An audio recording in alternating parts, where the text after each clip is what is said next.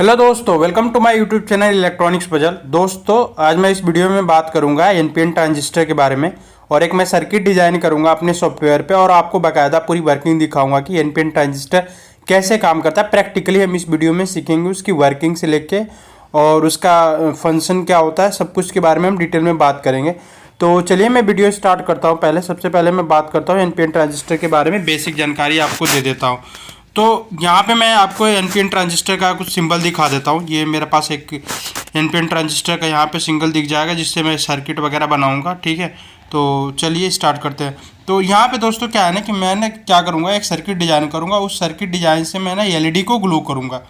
मैं एक circuit transistor की मदद से लगा के और इसको एलईडी ग्लो करूँगा। मेरे पास दो ट्रांजिस्टर होंगे, एनपीएन ट्रांजिस्टर होगा, पीएनपी ट्रांजिस्टर होगा। तो एनपीएन ट्रांजिस्टर बेसिकली हम ज़्यादा यूज करते हैं और उसको समझना आसान होता है, इसलिए मैं एनपीएन ट्रांजिस्टर के थ्रू जाऊँगा। और आगे आने वाले वीडियो में मैं पीएनपी ट्रांजिस्टर के बारे में भी डिटेल बात करूँगा, लेकिन फिलहाल मैं एनपीएन ट्रांजिस्टर के बारे में बात करता हूँ। ठीक है, तो दोस्तों यहाँ पे जो एनपीएन ट्रांजिस्टर का जो करंट होता है ना, जो हमारा, इसको हम स्विच की तरह ऑपरेट करवाते हैं। जैसे क्या होता है ना कि बेस वोल्टेज पे जैसे हम वोल्टेज अप्लाई करेंगे ना, करंट स्टार्ट हो जाएगा फ्लो करना कलेक्टर टू मीटर की तरह। ठीक है, तो इसको हम एक स्विच की तरह काम कराते हैं। समझ रहे हो आप? इसको कंट्रोल्ड स्विच बोलते हैं कि मतलब हम कंट्रोल आप कहीं और से कर रहे हो, करंट आपको फ्लो कर रहा है। और ट्रांजिस्टर को बेसिकली अगर हम एक्टिव रीजन में काम कराते हैं तो एम्पलीफायर की तरह काम करता है। आगे आने वाली वीडियो में मैं बताऊंगा, लेकिन फिलहाल मैं इसको एक स्विच की तरह ऑपरेट करके आपको ये दिखाऊंगा कि ये एनपीएन ट्रांजिस्टर कैसे काम करता है। तो स्विच में काम कराने के लिए क्या होता है कि दोनों जो रीजन होना चाहिए ना, वो फॉरवर्ड रीजन में काम करनी चाहिए। ठीक है, और हमारे पास यहाँ पे ट्रांजिस्टर के 3 लेग्स होते हैं, एक बेस होता है, कलेक्टर होता है, एक इमीटर होता है। ठीक है, और current collector to emitter flow करता है। इतनी बेसिक जानकारी आपको समझ में आ गई। सेचुरेशन के लिए दोनों फॉरवर्ड होना चाहिए और एक्टिव के लिए बेस इमीटर जो है ना वो फॉरवर्ड होना चाहिए और कलेक्टर इमीटर रिवर्स बायस में होना चाहिए। ठीक है, तो ये होगी बेसिक जानकारी। ठीक है, ट्रांजिस्टर के बारे में। अब मेरे पास यहाँ पे एक सवाल आ रहा है कि यहाँ पे जो है फिलहाल जो यहाँ पे ट्रांजिस्टर मैंने लगा रखा है, इसके बेस पे कोई वोल्टेज अप्लाई नहीं किया है, तो ट्रांजिस्टर इस केस में ऑफ है। ठीक है, अब मुझे इसको ऑन कराने के लिए क्या होना है कि बेस पे वोल्टेज देना जरूरी है, जो कि एक 0.7 वोल्ट से ज़्यादा वोल्टेज होना चाहिए। क्यों? क्योंकि बेस से इमीटर जो वोल्टेज ड्रॉप होता है वो 0.7 वोल्ट होता है। अब इसको ऑन कराने के लिए क्या है ना कि इससे ज़्यादा हमें वोल्टेज देना ही पड़ेगा। क्यों? क्योंकि दोस्तों डायोड, ये बेस इमीटर जो है एक सिंपल सा डायोड आप कंसीडर कर सकते हो। आपको पता है डायोड कैसे काम करता है? नहीं पता है तो मैं लिंक आपको डिस्क्रिप्शन में दे दूंगा, आप वहाँ से जाके डायोड की पूरी फंक्शनिंग आप सीख लेना, कैसे डायोड काम करता है। ठीक है, मैंने प्रैक्टिकली करके दिखा रखा है। तो अब हमें क्या करना है कि इसको ऑपरेट कराने के लिए ना मुझे बेस पे वोल्टेज देना पड़ेगा। यहाँ पे देख सकते हो कि मैंने डायोड का सिंबल भी बना रखा है, आपको तीर जो दिख रही है वहाँ से करंट फ्लो करता है।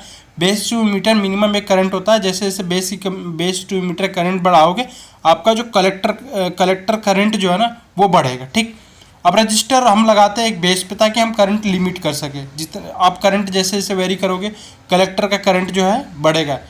ठीक है, तो यहाँ पे मैं क्या करता हूँ, यहाँ पे आप देख सकते हो पॉजिटिव सप्लाई से मैंने आपको बेस टर्मिनल कनेक्ट कर दिया। ठीक, अब यहाँ से मेरा ये जो ट्रांजिस्टर ऑन हो जाएगा और करंट फ्लो करना स्टार्ट हो जाएगा। ठीक है, तो इस सर्किट को ना मैं आपको ले चलता हूँ सॉफ्टवेयर पे। ठीक है, वहाँ पे आपको सिमुलेट करके दिखाता हूँ। सेम सर्किट में आपको सिमुलेट करके दिखाऊंगा और ये कैसे काम करती है। ठीक है, तो यहाँ पे मैंने आपको दिखा दिया स्विच वगैरह ऐड करके, मतलब ऐसी डिज़ाइन में करूँगा सर्किट को और वहाँ पे आपको डिटेल में बताऊँगा ठीक कैसे काम करती है।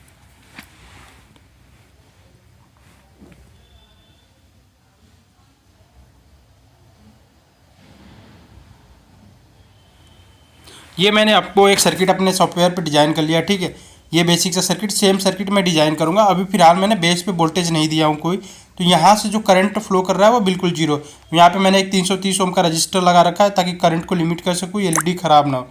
ठीक है, और एक यहाँ पे एलईडी आपको दिख जाएगी और यहाँ पे मेरा ट्रांजिस्टर दिख जाएगा।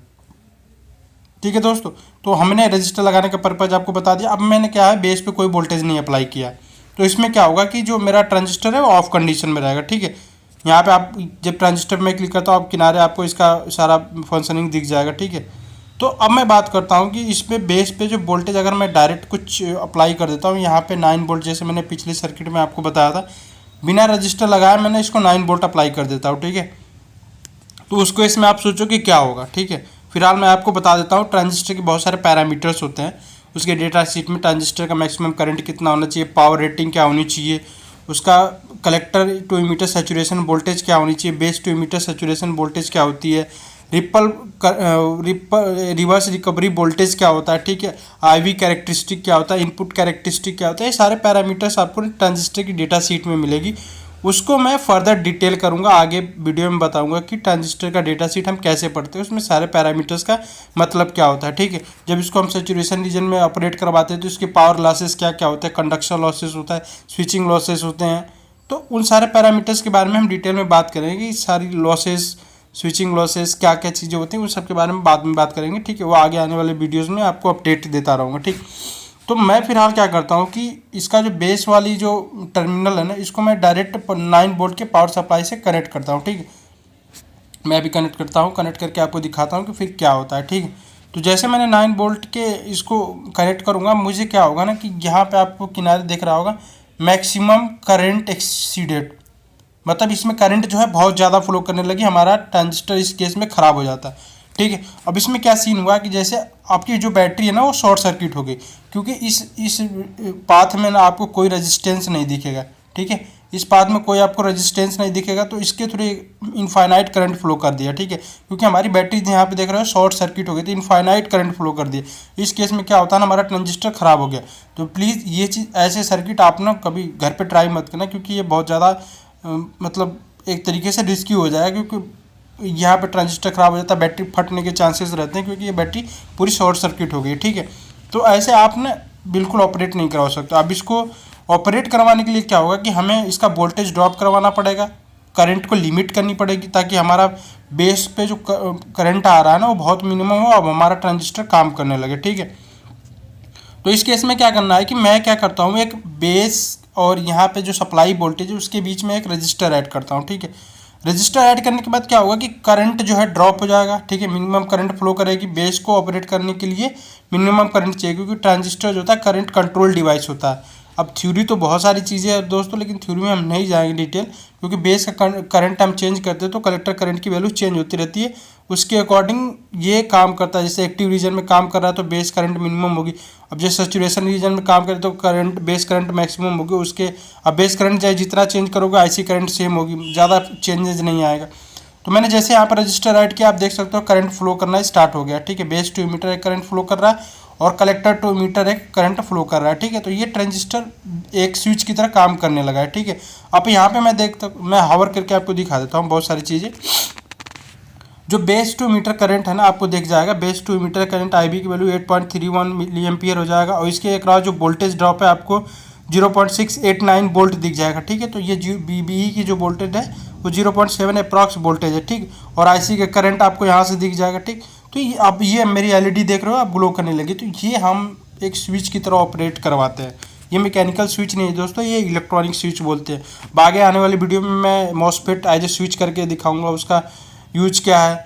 तो ये सारी चीज़ों के बारे में हम डिटेल में बात करेंगे आगे आने वाली वीडियो में, जैसे जैसे आएगा वैसे वैसे मैं आपको डिटेलिंग करते जाऊँगा, ताकि आप पूरी डिजाइनिंग सीख जाओ। तो इसके लिए क्या करना दोस्तों, मेरे चैनल को आपको सब्सक्राइब कर लेना और बेल आइकन बटन को हिट कर लेना, ताकि कोई भी वीडियो अपलोड करो आपको तुरंत पता चल जाए और तुरंत आप उसकी जानकारी पूरी कलेक्ट कर लो, ठीक है। तो ये आप पाथ दे सकते हो कितना करंट फ्लो कर रहा है। अब इसको क्या होता है कि आप किरचॉफ लॉ लगा लो, किरचॉफ लॉ लगा के आप पता कर सकते हो कि बेस इमीटर से करंट कितना फ्लो कर रहा है, 9 minus the current I B multiply by 1 के माइनस 0.7।